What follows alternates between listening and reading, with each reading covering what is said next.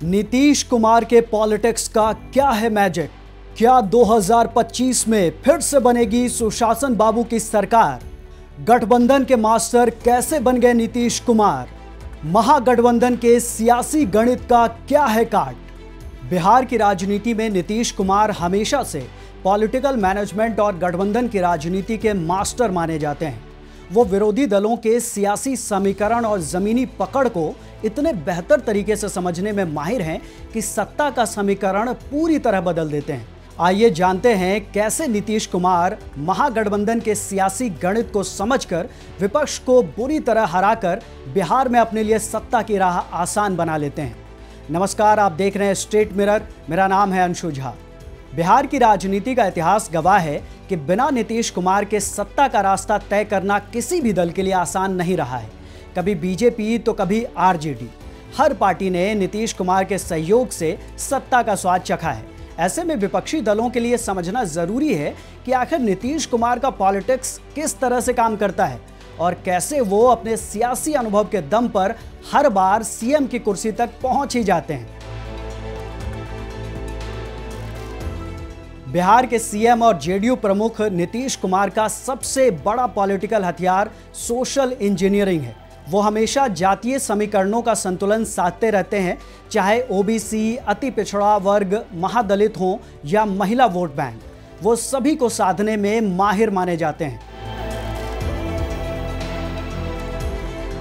CM Nitish की सरकार ने पिछले 2 दशक के दौरान शराबबंदी, साइकिल योजना, पोशाक योजना और अब महिलाओं के लिए डायरेक्ट बेनिफिट स्कीम जैसी योजनाओं से आधी आबादी को अपने साथ मजबूती से जोड़ रखा है।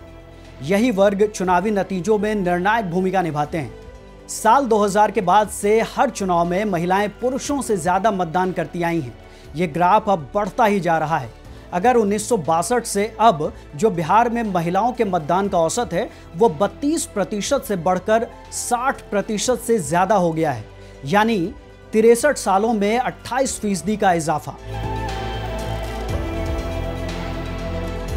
नीतीश कुमार की खासियत यह है कि वे सटीक समय पर गठबंधन बदलकर अपनी स्थिति मजबूत कर लेते हैं। चाहे बीजेपी के साथ जाना हो या महागठबंधन का हिस्सा बनना, वो हमेशा सत्ता के समीकरण अपने पक्ष में बनाए रखते हैं।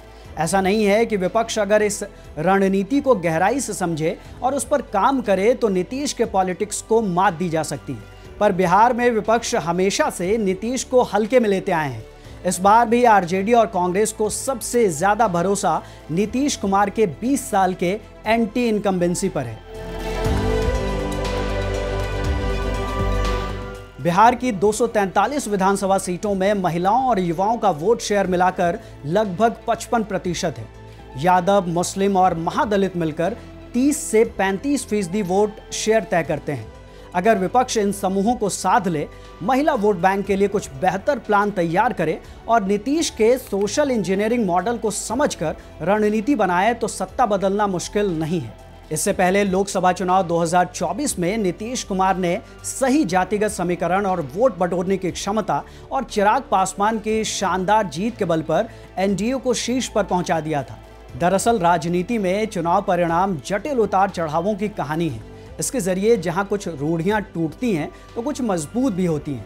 लोकसभा चुनाव परिणाम आने से पहले तक जनता दल यूनाइटेड के नेता नीतीश कुमार को भाजपा के लिए एक बोझ माना जाता था, लेकिन 16 में से 12 सीटें जीतकर उन्होंने सभी आलोचकों का मुंह बंद कर दिया। अब स्थिति ये बन गई है कि नीतीश कुमार केंद्र में खुद को किंग मेकर के रूप में स्थापित कर चुके हैं।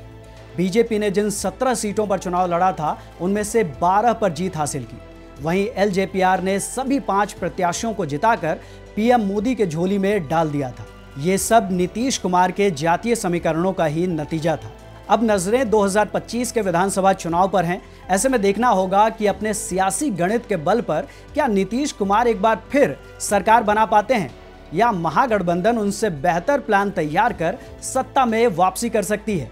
आप नीतीश कुमार के सियासी सफर को कैसे देखते हैं और आपकी इस पूरे मामले को लेकर क्या राय है, हमें कमेंट करके बताएं।